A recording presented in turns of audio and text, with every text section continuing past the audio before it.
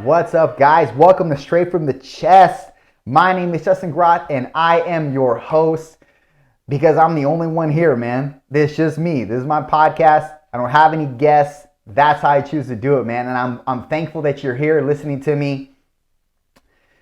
Guys, that's really the only that's really going to be the only good line in this whole podcast today, because there's just some things that are on my heart that are heavy, that I feel like I can't really say it any other way than this. I honestly think that more often than not, you're too easy on yourself. And I think that, and this is coming from personal experience, by the way, everything that I throw up at you, everything that I vomit, so to speak, is based on personal experience, based on personal emotional engagements that I've had in the last, could be week, 24 hours, hour, whatever. This is my podcast. This is how I choose to conduct myself. But part of the reason why I think people even listen to me is because they know that I'm not scripted. And people that know me personally know that I'm not scripted. So what I'm going to bring to you every single time is genuity. I'm going to bring to you an authentic state of being, something that you can relate with, because honestly, I don't have any authority to tell you to do anything. All I can emit is what I've done in my life, personal experiences, the way that I feel based on certain circumstances, and really how I conduct my own thought process that might be different than yours, and that might give you ignition to do something that you haven't ever done before. So, on that note, I want to tell you something. I think you're probably whining too much, and I think you're probably trying to find too much inspiration, motivation, albeit through YouTube videos, memes, whatever, even my podcast, or podcasts that are like my podcast. I think that you're finding way too much, or you're digging way too much into those, and you're not extracting enough of the authentic, broken you. And you're doing that because you're obviously not sound with where you are, with where you're at, or who you are. And that's a good thing. You're missing the point here. You need to be broken in order for you to be resurrected. Like, that's on purpose. And God's probably trying to do something in your life that's manifesting itself into breaking you down so he can build you stronger and refine you. And you've gotten all these tests thrown at you, but you're not passing any one of them. At least it seems that way. And that might be the case. But if you're passing tests here, let me back up. If you're not passing tests, you're still growing. You're still circumventing who you were yesterday. You're finding out what works and what doesn't work, and you're discarding with what things don't work, and you're moving forward with things that do work. That's growth. If you're not in that process, you're at best an idle. You're at best staying neutral. Really what you're doing is you're actually, and I say at best an idle, you're actually probably, most likely, decaying. So even though you're going through these tests, and by the way, you're going to go through far more tests than you're going to get a passing grade with regards to the tests that you're taking. So you're going to get far more tests than you get passes in life. Far more tests, far more challenges, far more hurdles to leap over than you're going to get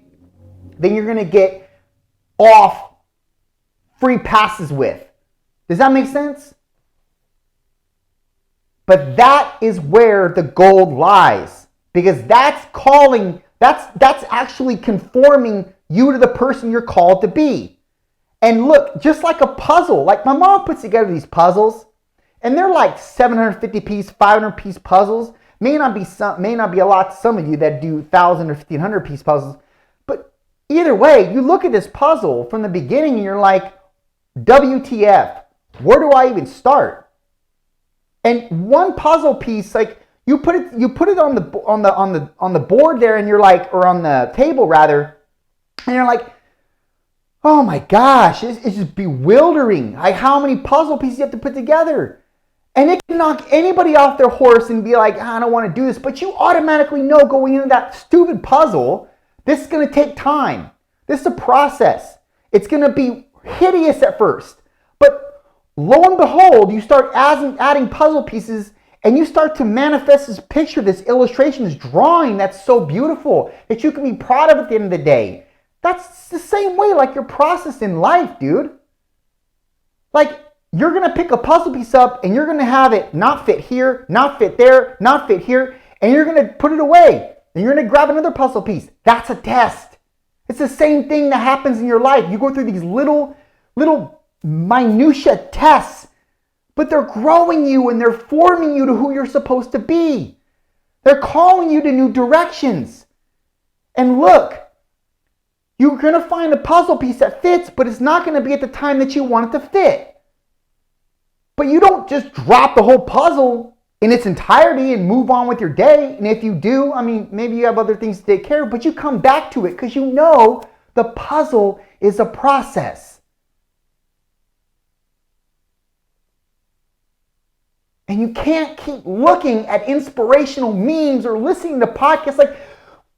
Like sooner or later, you got to be the actuator. Sooner or later, you got to turn on your ignition. Sooner or later, you got to extract what lies dormant within you that you know you're going to be great at, but you know it's going to be a failing process until you get growth out of it. But the growth is going to come.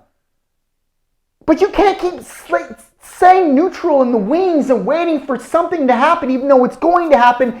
But you have to be an actuator in the process. Does anything that I'm saying resonate? Maybe you've already turned me off because you hate the fact that I'm being real with you. You hate the fact that I'm right. I'm only right because I've experienced this in my own life. That's why I know this is right. I'm not right because I'm a narcissist. I'm not saying these things because I'm a narcissist, or I'm not saying these things because I actually think that I'm something. I'm saying them because they're reality. And let me also tag this on. If you don't do these things from a centerpiece of genuity and with God, aligning with God, you're not going to make things happen.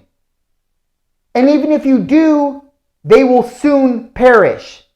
Because anything that started by yourself without God, in the absence of God, is always going to decay to nothing. And it will bring empty attachments along the way.